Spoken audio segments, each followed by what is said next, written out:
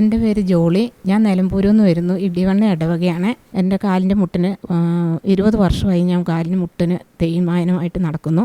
കാലിൻ്റെ മുട്ടിന് വേദനയും ഒക്കെ ആയിരുന്നു. ഞാൻ കുറേ ഡോക്ടർമാരെ കാണിച്ചു. ഡോക്ടർമാർ പറഞ്ഞു മുട്ടുചിരട്ട മാറ്റി വെക്കണമെന്ന് പറഞ്ഞു. എനിക്ക് പേടിയായിട്ട് ഞാനത് മാറ്റി വെക്കാൻ സമ്മതിച്ചില്ല. അങ്ങനെ ഞാൻ ഹോമിയോ മരുന്ന് കുറേ കഴിച്ചു. എന്നിട്ട് എനിക്കങ്ങനെ വലിയ കുറവൊന്നും കിട്ടിയില്ല. ഞാൻ മുട്ടുകുത്തൽ ഉണ്ടായിരുന്നില്ല. അത് കഴിഞ്ഞ് ഞാൻ അത്ഭുത ജപമാല എന്നും കൂടുന്നുണ്ട്. ഒരു ചേച്ചിയുടെ വഴിയാണ് എനിക്കിത് കിട്ടുന്നത്. അങ്ങനെ ഞാൻ ഈ അത്ഭുത ജപമാല എന്നും വെച്ച് കൂടാൻ തുടങ്ങി. 33 ഞാൻ നിയോഗം വെച്ച് കൂടാമെന്ന് വെച്ചു. അങ്ങനെ 5 ആയപ്പം അച്ഛൻ വിളിച്ചു പറഞ്ഞു, മുട്ടിൻ്റെ തേയ്മാനത്തിന് ചിരട്ട മാറ്റി വെക്കാൻ പറഞ്ഞ് ആ വ്യക്തിനെ തൊട്ട് ദൈവം അനുഗ്രഹിച്ചിട്ടുണ്ടെന്ന് പറഞ്ഞു. അപ്പം ഞാൻ വിചാരിച്ചു അത് എന്നെ തന്നെ ആയിരിക്കുമെന്ന്. ഞാൻ ബെഡേ കയറിയിട്ട് മുട്ടുകുത്തി. ഈ അത്ഭുത ജപമാല വെച്ചിട്ട് ഞാൻ ബെഡേ കയറി നിന്ന് മുട്ടുകുത്തി നോക്കി. അപ്പോൾ എനിക്ക് മുട്ടുകുത്താം. അത് കഴിഞ്ഞ് ഞാൻ നിലത്തിറങ്ങി മുട്ടുകുത്തി. ഇപ്പം പള്ളിയിലും മുട്ടുകുത്തും, പ്രാർത്ഥനയ്ക്കും ഫുൾ മുട്ടുകുത്തിയിരിക്കും.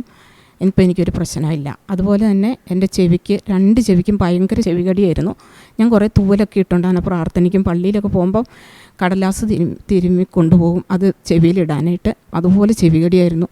അപ്പോൾ ഒരു അത്ഭുത ജപമാല ഞാൻ കൂടിക്കൊണ്ടിരുന്നപ്പോൾ, ചൊവ്വാഴ്ച അത്ഭുത ജപമാല കൂടിക്കൊണ്ടിരുന്നപ്പോൾ അച്ഛൻ വിളിച്ച് പറഞ്ഞു ഒരു വ്യക്തിയുടെ ചെവികടി മാറി കിട്ടിയിരിക്കുന്നു എന്ന്.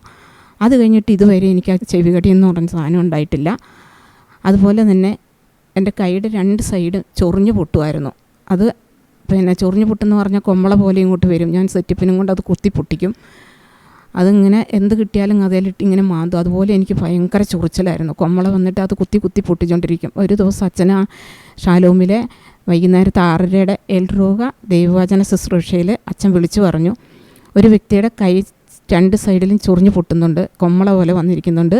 ആ വ്യക്തിനെ ദൈവം തൊട്ട് അനുഗ്രഹിച്ചിരിക്കുന്നു. അത് കഴിഞ്ഞിട്ട് പിന്നെ അച്ഛൻ വിളിച്ച് പറഞ്ഞു കഴിഞ്ഞ് പിന്നെ ഇതുവരെയും 5 മാസമായി എനിക്ക് അങ്ങനെ രോഗങ്ങളുണ്ടായിട്ടില്ല. യേശുവേ സ്തുതി, യേശുവേ നന്ദി.